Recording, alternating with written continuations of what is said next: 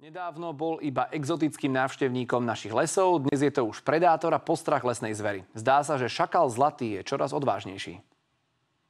Psovitú šelmu zbadali dve sestry študentky priamo v Leviciach, na mieste, kde sa pohybuje dosť ľudí aj aut. Situáciu nám opísal otec dievčat. Moje dcery po obede vracajúca zo školy viac menej náhodne spozorovali zviera, ktoré vyzeralo na prvý dojem ako pes.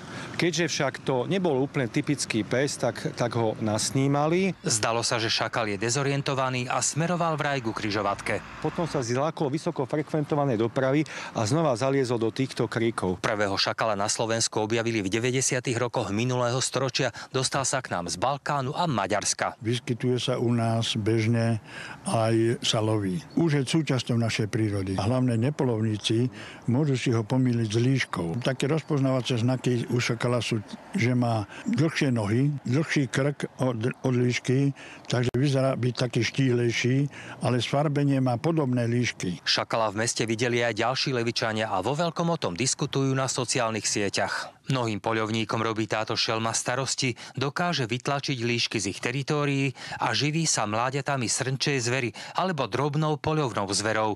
Znižuje teda jej stavy aj tam, kde netreba. Niekedy je dobre, keď sa tie stavy zvery aj znižujú, tam, kde je tá zver premnožená. Dokonca sa živí aj kadavermi a uhynutou zverou.